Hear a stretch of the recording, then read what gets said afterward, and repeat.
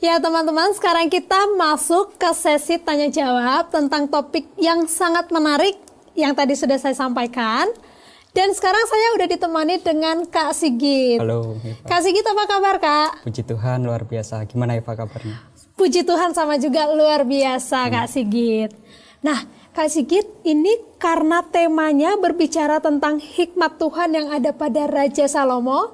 Ini saya boleh minta tolong diceritakan sedikit nggak? Kira-kira gimana sih perjalanan hidup dari Raja Salomo itu sendiri? Baik, saya akan menceritakan secara singkat perjalanan hidup dari Raja Salomo. Ya. Jadi Raja Salomo ini menggantikan ayahnya Daud sebagai raja atas Israel. Raja Salomo menjadi raja di usia yang sangat muda. Dia bertemu dengan Allah di Gibeon, dan pada saat itu Allah bertanya kepada Raja Salomo apa yang menjadi permintaan.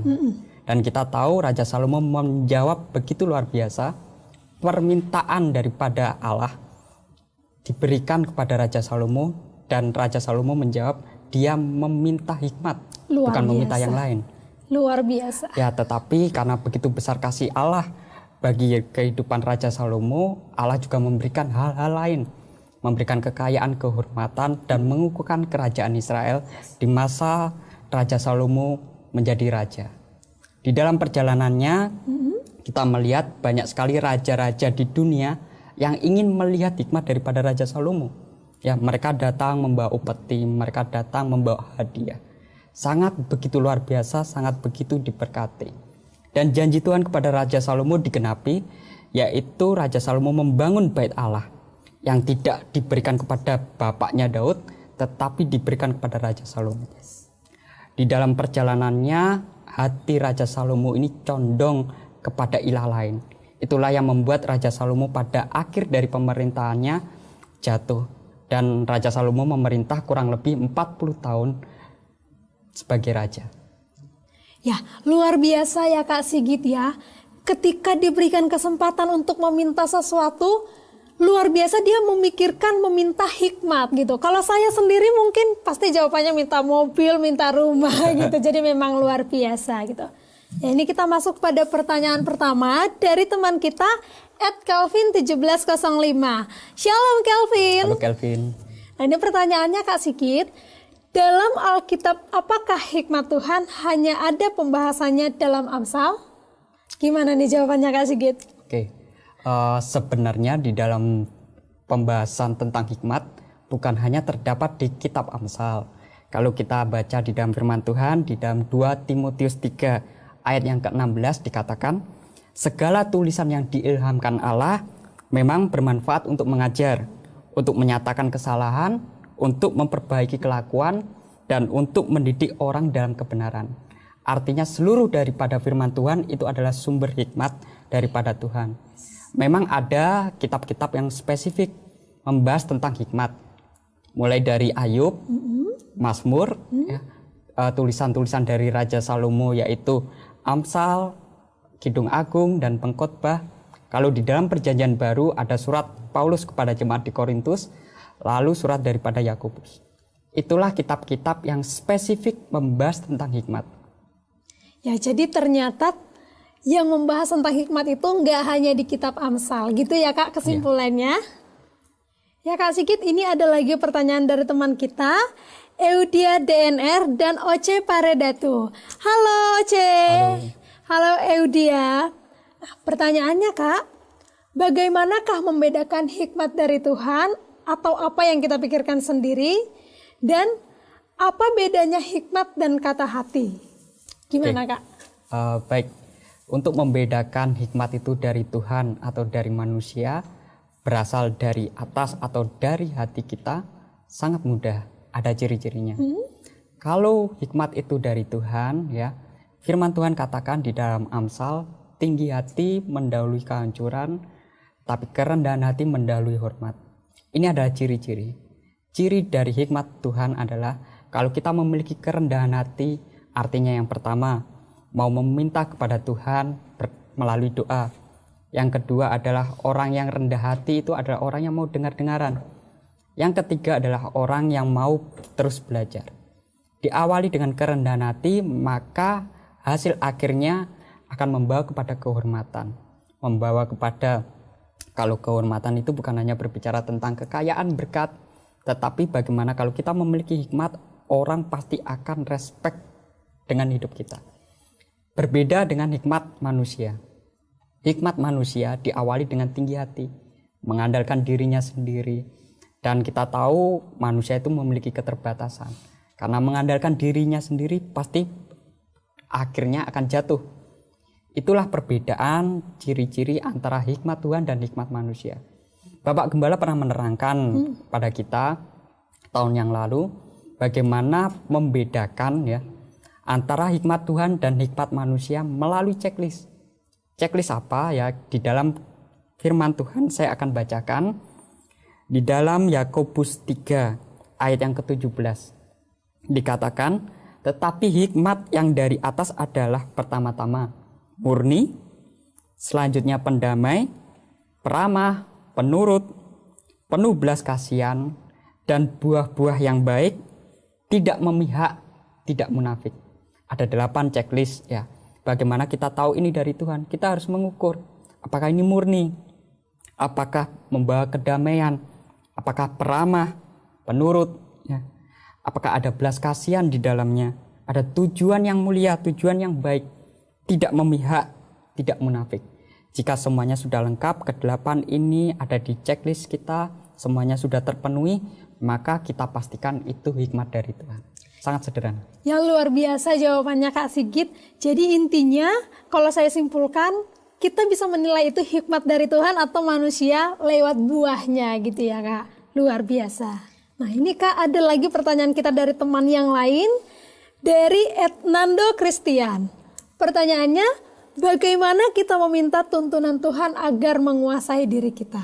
Gimana Kak? Oke, ya penguasaan diri itu sebenarnya termasuk di dalam 9 buah roh.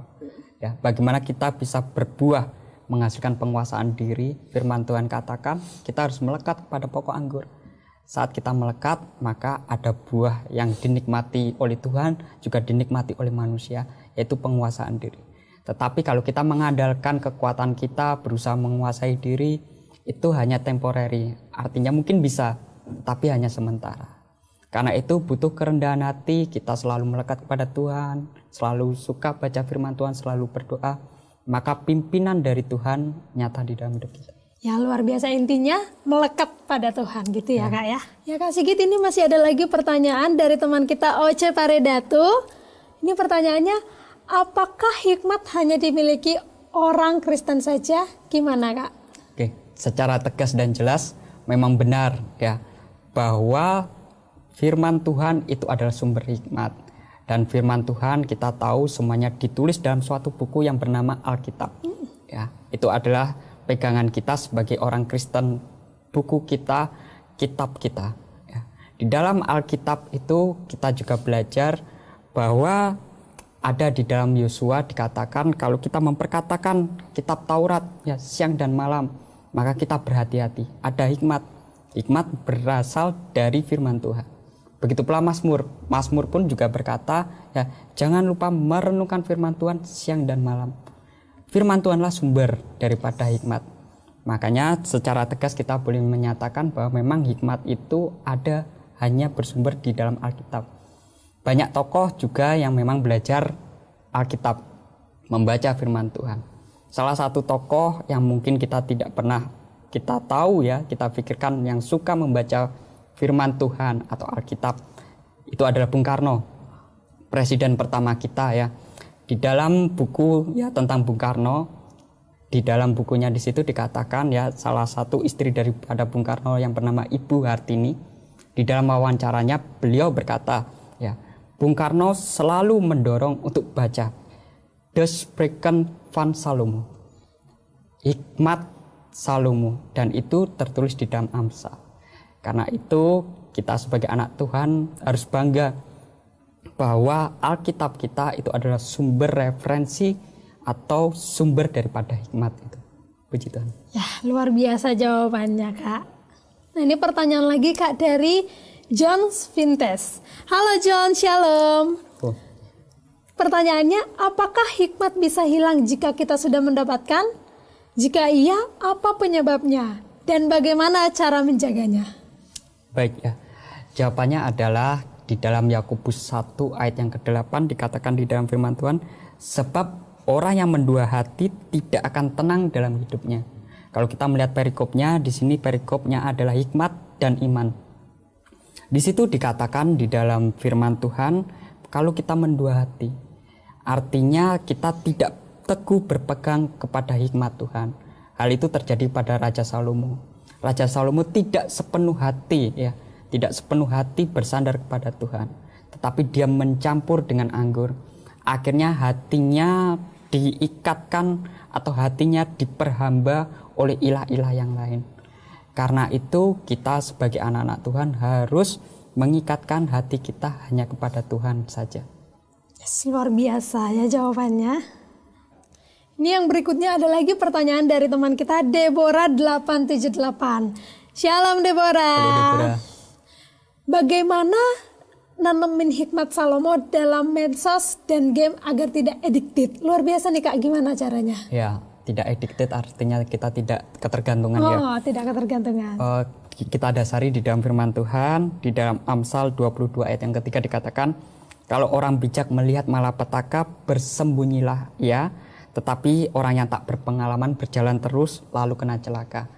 Artinya terkadang kita tidak tahu kapan harus berkata ya, kapan harus berkata tidak, kapan harus berhenti ya, kapan kita harus meneruskan. Begitu pula di dalam kita menggunakan medsos ataupun bermain game. Terkadang cenderung kita diperhamba sehingga kita tidak tahu kapan harus berhenti. Karena itu perlunya hikmat di dalam kehidupan kita. Boleh kita menggunakan medsos, boleh kita games, tetapi jangan sampai kita diperhamba. Karena itu di dalam firman Tuhan dikatakan 1 Korintus 6 ayat 12, segala sesuatu halal bagiku, tetapi semuanya tidak berguna. Segala sesuatu halal bagiku, tetapi aku tidak membiarkan diriku diperhamba oleh suatu apapun. Artinya segala sesuatu boleh, tetapi belum tentu segala sesuatu berguna bagi kita. Jangan sampai diri kita diperhamba oleh medsos, oleh game, bahkan oleh apapun. Ya, jadi intinya kita harus tegas ya Kak ya. Harus ada sikap tegas untuk melakukan atau tidak melakukan sesuatu gitu. Nah ini Kak, ada pertanyaan terakhir dari teman kita Dio Wicaksana. Halo. Shalom Dio. Dia nanyain, adakah fakta menarik lain tentang Raja Salomo ataupun Amsal yang belum kita tahu? Bisa diceritakan Kak Sigit? Oke ya, kita akan membahas sedikit fakta yang mungkin kita tidak pernah tahu tentang Raja Salomo. Saya sudah menganalisa ada beberapa fakta tentang Raja Salomo. Yang pertama, kita tahu bahwa Salomo ini membuat banyak kitab ya, ada banyak karya. Yang pertama, dia menulis Amsal ya, kurang lebih ada 3.000 Amsal. Lalu dia juga menulis tentang lagu atau syair ya. Kita mengenalnya dengan Kidung Agung, ada 1.005 syair ya. Itu semuanya ada di dalam firman Tuhan. Dan kita juga mengenal di akhir hidup daripada Raja Salomo, dia menuliskan kitab pengkhotbah. Jadi Amsal ditulis pada saat Salomo muda, lalu kitab Kidung Agung ditulis pada saat usianya sudah matang atau dewasa, dan yang terakhir pada saat usianya sudah lanjut, dia menuliskan tentang kitab pengkhotbah.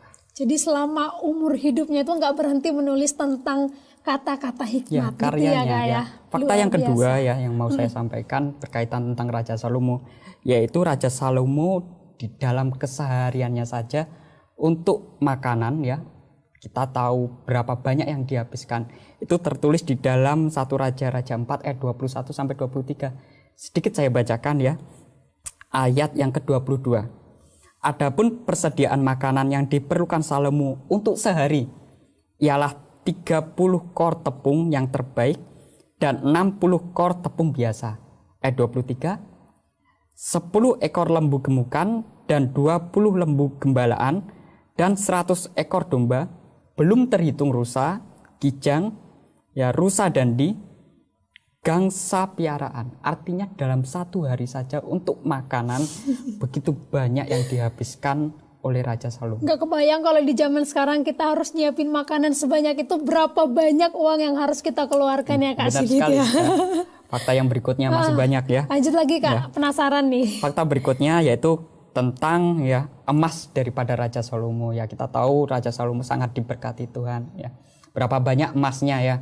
Di dalam firman Tuhan ya, di 1 Raja-Raja 10 ayat 14 sampai ke 15 dikatakan firman Tuhan, adapun emas yang dibawa kepada Salomo dalam 1 tahun ya, dalam 1 tahun ialah seberat 666 talenta. Ayat ke-15, belum terhitung yang didapat dari saudagar-saudagar dan dari pedagang-pedagang dan dari semua raja Arab dan bupati-bupati negeri itu. Kalau kita hitung ya, 666 talenta itu, 1 talenta itu kurang lebih 34 kilo. Ya kalau kita hitung ya, hari ini harga 1 kilo, kemarin saya buka data ya, tanggal 14 ya bulan ini, harga emas per 1 kilonya itu adalah ya 859 juta per kilo. Ya kurang lebih kita buat 860 ya, kita bulatkan ya. Kalau ya itu dalam 1 tahun. Ya dalam 1 tahun masih 1 talenta. Jumlah daripada talentanya adalah 666. Kita kalikan 666 dapat angka 19 triliun dalam 1 tahun. Dan masa jabatan dari Raja Salomo ini ada 40 tahun. Jadi 19 triliun dikali 40. Kurang lebih 778 triliun. Kekayaan dari emas yang dibawa Salomo dalam 1 tahun. Belum lagi dari saudagar yang lain sesuai dengan firman Tuhan. Sangat begitu banyaknya. Luar biasa, kayaknya kalau di zaman sekarang punya harta sebanyak itu pasti bakal terpandang banget gitu ya Kak Sigit ya. Ya, puji Tuhan. Fakta yang berikutnya masih ya. ada lagi nih ternyata Kak. Masih ada, luar biasa, lanjut lagi Kak. Fakta yang selanjutnya tentang hikmat dari Raja Salomo ya. Saking berhikmatnya kita tahu banyak sekali raja-raja dari dunia datang ya untuk melihat ya. Salah satunya ada Ratu Sheba, ada juga raja-raja yang lain. Memang dikatakan di dalam firman Tuhan tidak ada yang lebih berhikmat daripada Raja Salomo. Di sebelum dan sesudah tidak ada yang lebih berhikmat dan tidak ada yang lebih diberkati daripada Raja Salomo. Ya, ini fakta ya tentang hikmat Raja Salomo. Dan yang terakhir ya, ini yang menarik ya, yang terakhir, Raja Salomo dia mengambil emas ya, pada saat itu menyuruh Raja Hiram naik kapal ya, mengambil dari Ofir. Ofir ya, menurut beberapa ahli geografi ya, letak daripada Ofir ya, ada beberapa pilihan. Hipotesis ya, hipotesis saya saat saya membaca firman Tuhan ini, Ofir itu letaknya di Indonesia. Wah, Indonesia Kak. Ya, ada beberapa fakta yang membuat hipotesis ini menjadi kebenaran ya. Salah satunya ya saya akan bacakan ya. Di dalam 1 Raja-Raja 10 ayat 11 dikatakan, lagi pula kapal-kapal Hiram yang mengangkut emas dari Ofir membawa dari Ofir sangat banyak kayu cendana dan batu permata yang mahal-mahal. Fakta yang pertama tentang Ofir ini ya, Ofir ditulis bukan hanya di raja-raja tetapi di kitab Yesaya dikatakan pulau-pulau. Berarti kepulauan ya. Pertama Indonesia ya, masuk gitu ya, ya masih masuk ya. Ya, lanjut yang lagi, berikutnya Kak. adalah di Ofir ini banyak emas, ada perak, ada kayu cendana dan juga batu permata. Bahkan diceritakan juga ada gading di situ, ada kera dan ada burung merak ya. Kalau kita membahas fakta ini ya, sebenarnya pada tahun 800 setelah Masehi ya, kepulauan di Indonesia itu disebutkan adalah kepulauan emas. Ya, di dalam bahasa ya, bahasa Sanskerta disebut Swarna Dwipa atau pulau emas. Dan juga di Pulau Sumatera terdapat gunung ya, Gunung Ofir. Dan kita mengenal memang pada zaman kerajaan Sriwijaya pada saat itu begitu banyak emas yang dihasilkan di Pulau Sumatera. Begitu pula kayu cendana. Kayu cendana ini kalau kita pelajari sumbernya itu bukan di India. Sebenarnya kalau kita telusuri letaknya itu ada di Nusa Tenggara Timur. Ada di Pulau Timur dan Pulau Sumba. Inilah fakta-fakta yang membuat hipotesis kenapa kok Ofir ini ditunjukkan oleh beberapa ahli itu adalah kepulauan di Indonesia. Dan inilah yang membuat kita bangga sebagai anak Tuhan ya. ternyata emas yang digunakan untuk membangun istana dan membangun bait Allah, kemungkinan besar kalau sesuai hipotesis ini, itu berasal daripada Indonesia. Ya sekali lagi, tapi ini hanya sekedar Hipotesis. Soal Ya. kebenarannya ya belum tentu gitu ya, Kak. Harus kita pelajari, harus kita teliti betul. lebih lanjut. Ya, Kak, itu saja pertanyaan dari teman-teman kita. Makasih untuk teman-teman semua yang sudah memberikan pertanyaan. Dan sekarang sebelum menutup acara diskusinya, kita mau doa dulu. Mungkin langsung dipimpin sama Kak Sigit ya, Kak ya. Oke, baik. Sama-sama kita berdoa, kita tundukkan kepala. Tuhan Yesus, Allah Bapa kami yang bertata di dalam kerajaan surga, di dalam nama Tuhan Yesus. Terima kasih Tuhan untuk diskusi, untuk pendalaman akan firman-Mu yang boleh menjadikan kekuatan bagi kami anak-anak muda dimanapun kami berada. Sungguh Tuhan, betapa indahnya hikmat yang Kau berikan kepada Raja Salomo. Begitu pula hikmat itu tersedia bagi kehidupan kami. Dimanapun kami berada, dengan kerendahan hati kami Tuhan, kami memohon kepadamu, biarlah hikmat itu memenuhi kehidupan kami. Sehingga di dalam segala keputusan, di dalam kehidupan kami, langkah-langkah yang harus kami tempuh, jalan-jalan yang harus kami lalui, kami menyandarkan semuanya melalui pimpinan-Mu, melalui hikmat daripada Tuhan.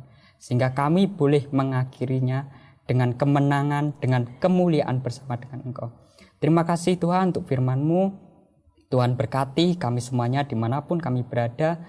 Biarlah Tuhan Yesus selalu menyertai kami. Biarlah kuasa-Mu, kuasa Roh Kudus-Mu selalu menyertai kehidupan kami di tengah-tengah keluarga kami dan dimanapun kami berada, sehingga terang Kristus boleh percaya di dalam kehidupan kami.